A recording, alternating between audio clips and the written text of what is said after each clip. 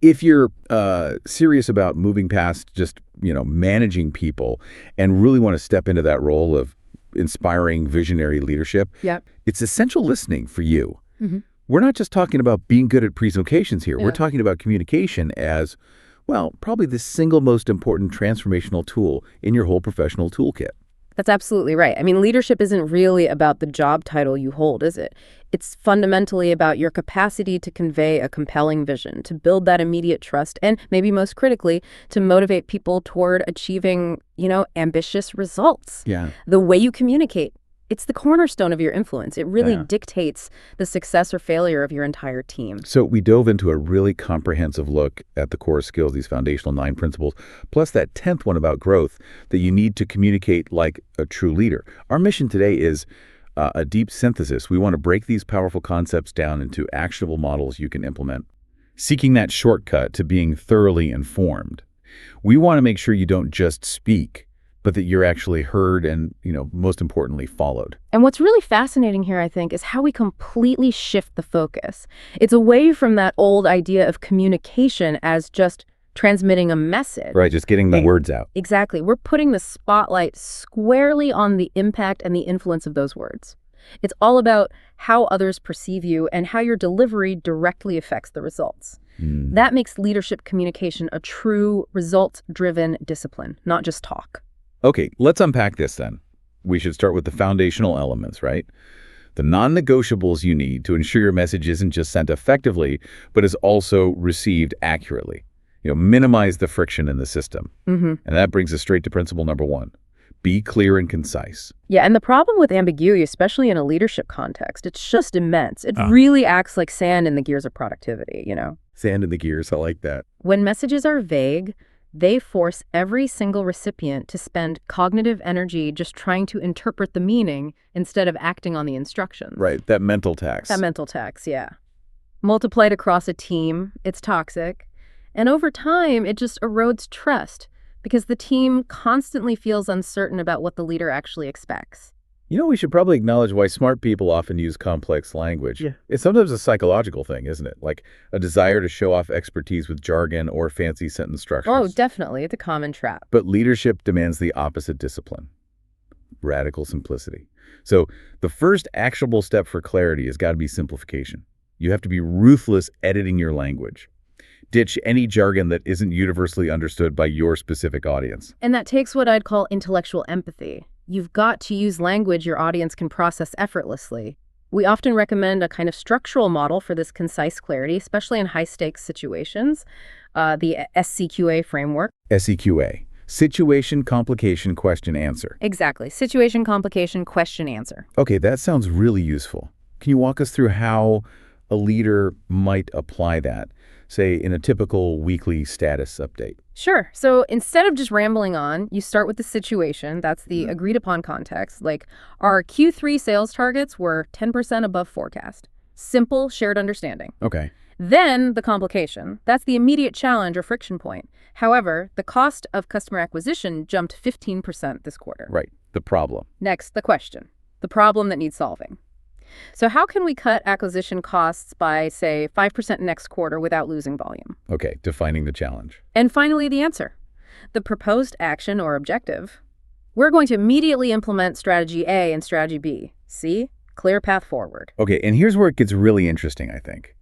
That structure forces you to focus only on the key points, doesn't it? Precisely. Because if you overwhelm people with tons of supporting data before you deliver the punchline, they just forget the main objective. Yep, they get lost in the weeds. So that discipline of focus is absolutely essential for busy teams, especially senior teams, who just need immediate direction. Exactly right. And that focus structure builds immediate trust. Why? Because the team sees the leader as organized, respectful of their time, and decisive.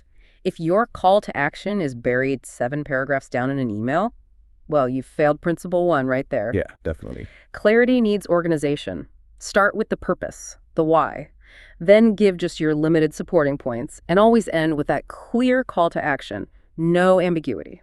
Let's maybe contrast those two types again, using that example from the source material.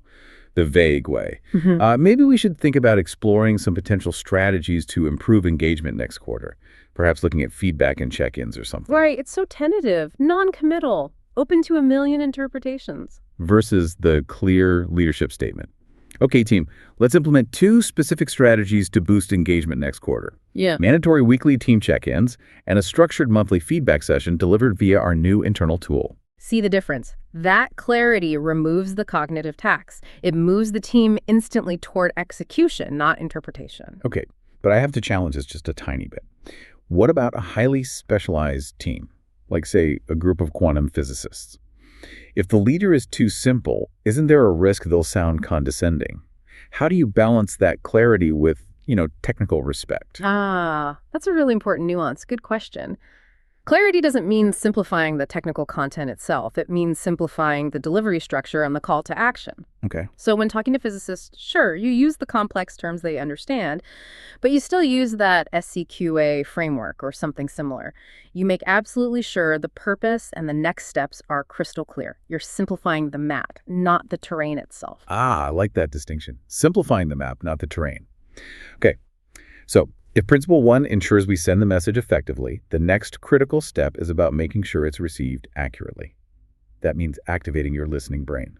Principle 2, listen actively. Yes. We absolutely must internalize that communication is a loop, a two-way loop. Speaking is only half the equation. Right. Yeah. Active listening, it's the silent skill, often undervalued, but it generates profound insights and builds deep psychological safety. You just can't build trust if you're only ever waiting for your turn to talk. And in leadership, active listening goes way beyond just nodding your head, right? Yeah. The sources break down specific techniques. First, give your full attention. Absolutely critical. In our world today, that means killing distractions. Put away the laptop, turn the phone face down, make eye contact, and avoid that really common failure of thinking ahead while the other person's still talking. You need to be genuinely processing, not just formulating your rebuttal. And to really elevate this, we need to think about the different levels of listening. Most people, honestly, operate at level 1, internal listening. Which is? They hear the words, but it's all filtered through their own thoughts, feelings, biases. How does this affect me? Leaders need to strive for level 3, deep democratic listening. Okay, level 3, what does that involve? It's listening for the whole person, listening for the unspoken emotions, listening for the core need that might be hidden behind the words they're actually saying. And the practical techniques to get to level 3, we're talking about things like reflection and paraphrasing. Exactly. Summarize and feedback what you think you heard, just to ensure you're both on the same page. When you say something like, okay, so if I'm understanding your proposal correctly, the main challenge seems to be the timeline, and the key resource you need is 2 additional developers. Is that accurate? You achieve 2 vital things there. 1, you verify the message. 2, you make the speaker feel profoundly heard and validated. And that validation, that's the necessary precursor to motivation, isn't it? If people feel truly heard, like their perspective matters, they're way more likely to commit to this shared vision, even if the final decision isn't exactly what they suggested. Exponentially more likely. And furthermore, asking clarifying, open-ended questions that shows curiosity, not skepticism. It signals that you value their input and it encourages deeper exploration. A leader who listens actively is essentially saying, your perspective is vital to our success, and I need all the data you have. Yeah. That single action fosters an immediate collaborative vibe and can often reveal, predictive insights about potential problems down the road, things you wouldn't have caught otherwise. It also gives you critical intel about their commitment level, right? A team member who speaks with conviction versus one who's hesitant. That tells you a lot. Absolutely. It's reading the whole signal, not just the words. Okay, so we've established that foundation. Clarity in sending, active listening in receiving. Now let's move into segment 2, which is all about how the leader's actual presence and integrity reinforce the message. Let's talk principle 3, communicate with confidence. Yes, confidence is, well, it's absolutely contagious. When a leader speaks with assurance, with conviction, people are just psychologically hardwired to trust and follow that. Uncertainty from the leader, that just breeds anxiety and uncertainty right down the line. Confidence provides a necessary anchor. But we have to draw a really thick line here, as the sources emphasize, between confidence and arrogance. Crucial distinction. Arrogance is that defensiveness masked as certainty, right? It's closed off to feedback. True leadership confidence is built on competence and preparation, delivered clearly, but, and this is key, still remaining open to alternative data or perspectives. And we're not just talking about the words you speak, it's the entire delivery channel. The keys to confident communication are multifaceted. Let's start with the nonverbal stuff, body language. Yeah. This includes things like standing tall, maintaining consistent, purposeful eye contact, using deliberate, expansive gestures. Avoid shrinking or closed-off postures, which just scream hesitancy. We're talking about proxemics, too, how you use the space around you to convey authority and engagement. Then there's vocal delivery. Often overlooked, but so important. Hugely important. You have to speak with conviction. That means managing your pace using pauses effectively, instead of rushing and ensuring your tone is authoritative, but not, aggressive. When you use that soft rising inflection at the end of a sentence, you turn a statement into a question. Leaders need to speak in declarative sentences. And this is where we absolutely have to actively kill the filler words. Oh, yes. The ums, the ahs, the likes, the verbal hedges like maybe or I think or sort of. They function like tiny little cracks in your credibility shield, don't they? Exactly. They signal that your brain is still playing catch up with your mouth, and that makes the audience doubt your certainty. Okay, so here's where that preparation piece we touched on earlier comes right back into sharp focus. Preparation is the secret weapon against filler words. It absolutely is. If you've thoroughly mastered your subject matter, that knowledge builds internal confidence. And that confidence then frees up your cognitive bandwidth to focus purely on the delivery on pace, tone, connection, instead of frantically trying to retrieve the next data point in your head. It's a powerful self-reinforcing loop, isn't it? Preparation leads to confidence. Confidence leads to clear delivery. Clear delivery maximizes influence. And this is the difference between, say, task confidence, just knowing the material, and relational confidence, knowing how to connect with the audience. You need both. Absolutely mandatory for leaders. That preparation piece is just non-negotiable then. Okay, now let's talk about the ultimate measure of leadership influence. Principle 4, align words with actions. Integrity. Yeah, this is the acid test, the ultimate test of leadership. Communication here isn't about fancy rhetoric. It's about integrity demonstrated through predictable, consistent action. If your actions don't back up your message, the message becomes meaningless noise. Credibility collapses instantly. This is that infamous credibility gap we hear about. If a leader talks a big game about fiscal responsibility in public, but then authorizes, frivolous spending behind closed doors. Or champions work-life balance, but then fires off urgent, non-critical emails at 11 p.m. on a Saturday. Exactly. Their words lose all moral authority. They end up teaching hypocrisy, not leadership. And, we often see that it's the small, repeated inconsistencies, what some people call ethical residue, that compound much faster and do more damage than one single big failure. Ethical residue. Interesting term. To build genuine authority and respect, commitments just have to be honored. Without exception. If you say the deadline is Friday, then Friday has to mean something. That consistency builds your authority and makes you predictable, which builds trust. And the critical behavioral piece here is modeling, right? Leaders have to consistently practice what they preach. Absolutely. If you demand accountability from your team, you damn well better demonstrate radical accountability when you or your senior leadership mess up. If you preach transparent communication, you cannot hide from tough questions. Yeah. The sources are crystal clear on this. People don't follow a leader's words. They follow a leader's footsteps. That consistency between what you say you value and what we actually prioritize with your time and resources, that's the strongest form of nonverbal communication there is. Without that integrity, honestly, every other principle we talk about today just falls apart. Okay, so we've built that solid foundation. Clarity, active listening, confidence backed by integrity. Now let's turn our attention to the principles that are really focused on connecting emotionally and intellectually with the listener to maximize the impact. Right. Principle 5, adapt to your audience. Yes, the audience lens. Truly effective leaders know that a generic one-size-fits-all approach to communication is just, it's ineffective and frankly, it's lazy. You absolutely have to tailor your communication, the content, the tone, the level of detail to the specific needs, expectations, and perspectives of the actual audience sitting right there in front of you. So customizing the message means doing your homework, deep homework.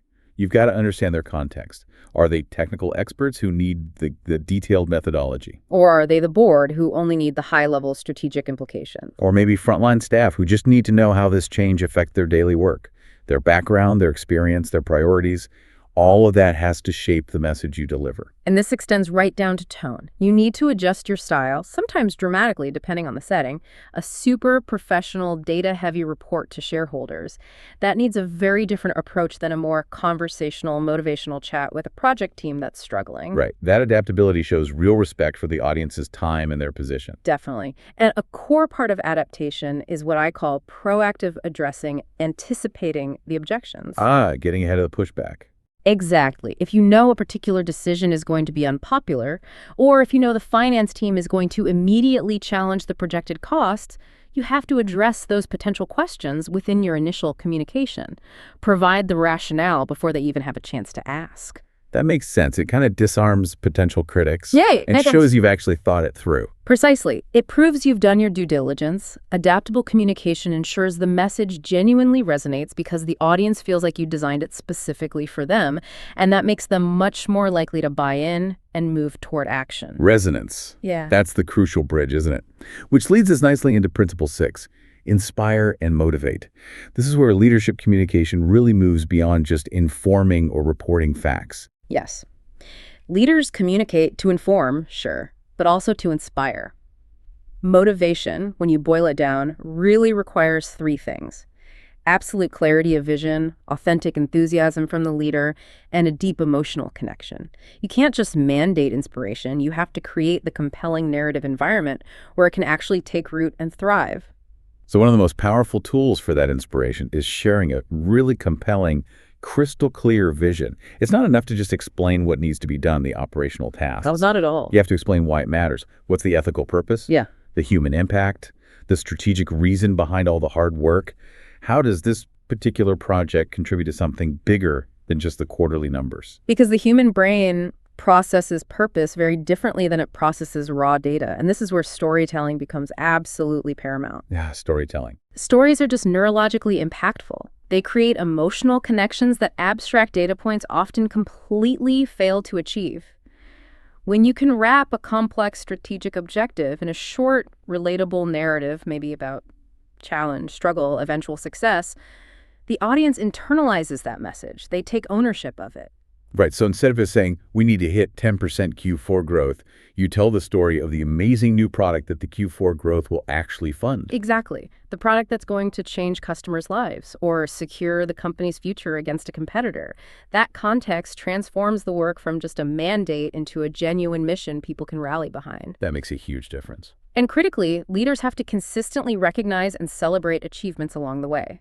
Encouragement is fuel. Simple as that. When people feel their effort is seen, appreciated, and clearly tied to that greater purpose, their loyalty and motivation just skyrocket. Inspiration is the energy source of high-performing teams, and the leader has to be the consistent conduit for that energy. Okay, now let's layer in the deep human element with Principle 7. Practice empathy.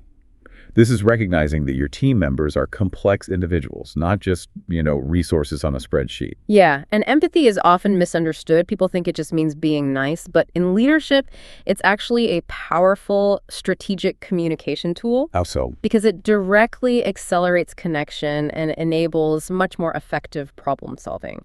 It allows you to genuinely understand the stress points, the constraints, the underlying motivations of your team, and that's vital data for any leader. Okay, so to make this actionable, maybe we should differentiate between the two types of empathy we hear about, cognitive and emotional. That's a really helpful distinction. You've got cognitive empathy. That's the ability to understand what someone is thinking and why they might feel a certain way. Then there's emotional empathy, the ability to actually share and feel their emotions alongside them. In professional settings. Leaders often need to lean more heavily into cognitive empathy, especially during decision-making. So, you demonstrate cognitive empathy by acknowledging the reality of their situation without necessarily getting swept up in the emotion yourself. For example, when discussing a project failure, you acknowledge the team's frustration and exhaustion. Look, I know how much time and personal energy everyone poured into this, and I completely understand the disappointment. You validate their feelings first. Yes, validate first. Before pivoting to the logical next steps, a great leader responds thoughtfully, addressing both sides of the coin. The logical requirements may be a budget review, timeline adjustments, and the emotional aspects, the stress, the fear, the fatigue. If you ignore the emotional side, even the most brilliant logical solution will probably be met with resistance, and cynicism. That makes sense. People aren't robots. Exactly.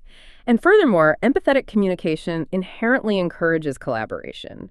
When a leader openly invites input, involves people in the decision-making process, even if it's just about how a decided solution will be implemented, they build immense trust. That shared sense of tackling the challenge together, feeling validated, that's what distinguishes really resilient teams from fragile ones, especially when you're facing prolonged crisis or intense pressure.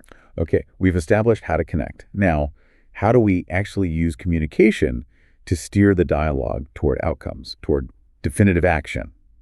That brings us to Principle 8. Ask powerful questions. Yeah, this is a big one. Leaders who feel they have to provide all the answers, they actually stifle innovation and discourage independent thinking in their teams. Right, they become the bottleneck. They do. Instead, the most effective leaders recognize their primary role is often to stimulate problem solving by asking really penetrating, effective questions. They guide the team towards the solution, allowing the team to own the intellectual heavy lifting and ultimately the outcome. So the quality of your questions really determines the quality of your results. The sources mention 3 types of powerful questions here. First, the essential open-ended questions. These go way beyond a simple yes/no. Right. They encourage real dialogue and exploration. So instead of asking, is the budget realistic, which invites a simple yes or no, Yeah, not very helpful. you ask something like, what potential risks to the budget do you foresee cropping up over the next 6 months? Or maybe, what surprised you most about the Q1 metrics and what do you think that tells us? See how that opens things up. It moves the conversation from just assessment to actual diagnosis. Okay, that's much better. Second type, reflective questions. Yes. These are designed to force individuals to evaluate their own situation and maybe consider solutions they might have overlooked. They prompt self-analysis and help develop critical thinking skills across the entire team. Can you give an example? Sure. Wow. Something like, if you had absolutely infinite resources for this project, what would you do differently? And thinking about that, what does it reveal about our actual current constraints? Okay. Makes them think deeper. And finally, the absolutely essential solution-focused questions. These are crucial for guiding the team out of the problem analysis quicksand and towards actionable outcomes. Getting unstuck. Exactly. Instead of dwelling on the mistake or how difficult things are, you pivot the focus immediately by asking, okay, what is the single smallest first step we can take right now to start resolving this? Or maybe, what specific metrics do we need to track from today onwards to ensure this positive outcome is sustained? The power there is just incredible, isn't it? The right questions shift conversations from passive listening, where the team's just waiting for the leader's command, to active intellectual engagement. Every team member feels invested in actually navigating the challenge. You're effectively delegating intellectual responsibility. That's the absolute key. When the team collectively finds the solution, 2 things happen. The solution itself is almost always stronger, and the commitment to implementing it is dramatically higher because they built it. Makes total sense. Now, sometimes driving action means facing some uncomfortable realities head on. And that brings us to our final core principle, Principle 9. Manage difficult conversations. Ugh, yes. The ones nobody likes but everyone needs to be good at. Leaders simply cannot afford to shy away from conflict or sensitive issues. Handling these challenging issues effectively, that's really the hallmark of a strong communicator.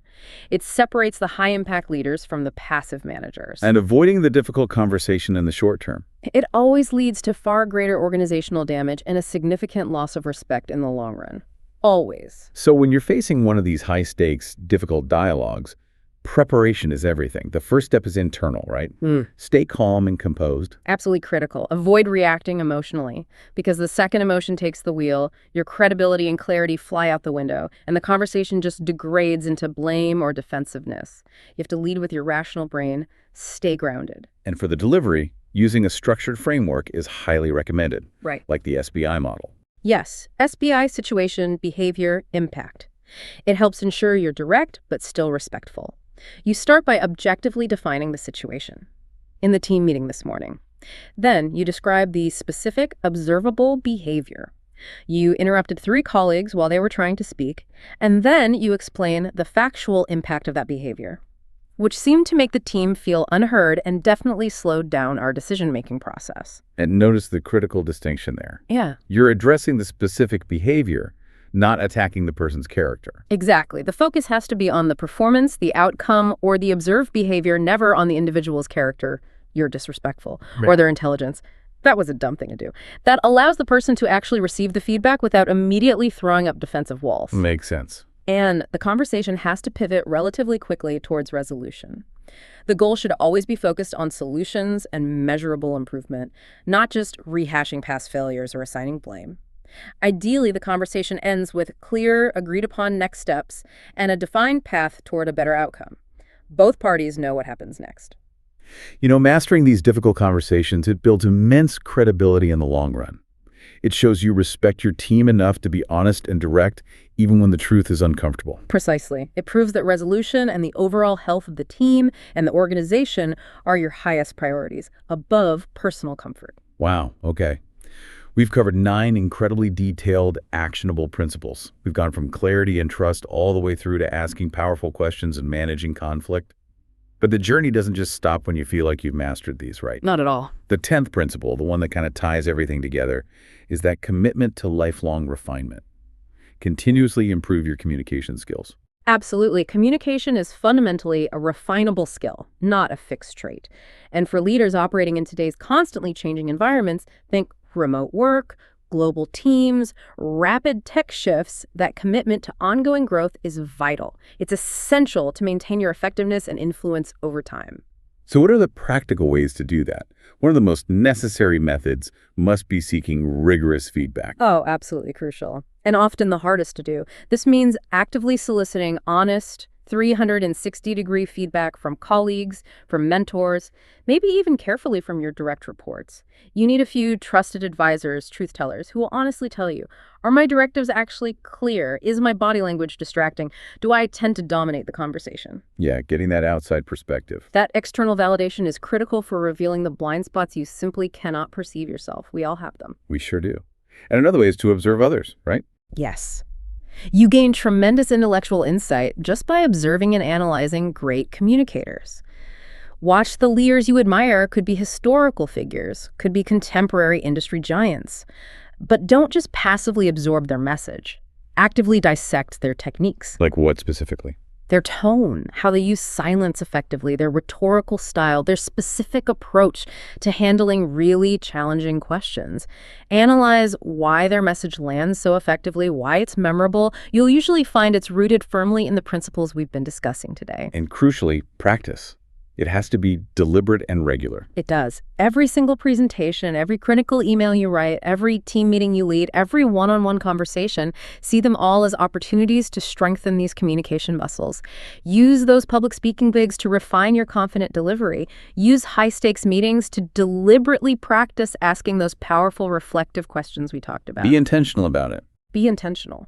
Because even small, subtle refinements like improving your vocal pace just slightly, or finally eliminating one persistent verbal hedge, like kind of, or maybe just focusing 5% more intently on truly hearing a person's response, those things can have a massive compounding impact on your leadership effectiveness over the years. Yeah. This continuous journey ensures that as you evolve as a leader, your ability to communicate your vision evolves right alongside you, keeping you relevant and influential. Hashtag outro, how are you? Okay, so let's quickly try to consolidate the key takeaways from this deep dive. Yeah. We've basically established that effective leadership communication is built on, let's say, 4 core pillars. Radical clarity, unwavering confidence, genuine empathy, and strategic adaptability. And the essential mindset shift we've really explored today is, I think, profound. It's that leadership communication is less about how much you talk and significantly more about how deeply you connect with others, how clearly you convey the vision, and how consistently you inspire absolute confidence through your integrity. Walk the talk. Yeah. The result is pretty immediate influence and definitely long-term success. When you commit intensely to these principles, when you become a clearer speaker, a much more intentional listener, and a more consistent, empathetic leader, you really will move past just being heard. You'll be followed. And that leads us nicely to our final provocative thought for you, the listener, to consider this week. This one specifically links Principle 3, confidence, with Principle 2, active listening. Okay. If we accept that confidence is built fundamentally on preparation, how can you consciously structure your schedule, your week, to consistently ensure that the content for every crucial interaction, think performance reviews, major presentations, budget pitches, is completely solidified a full 24 hours in advance? 24 hours. Think about it. By locking down your content preparation well ahead of time, what do? You free up your limited mental bandwidth during the actual conversation itself. So instead of worrying about what to say next, you can focus purely on active listening, on reading the room, on that empathetic connection, maximizing your leadership presence exactly when it matters the most. How would that change your impact?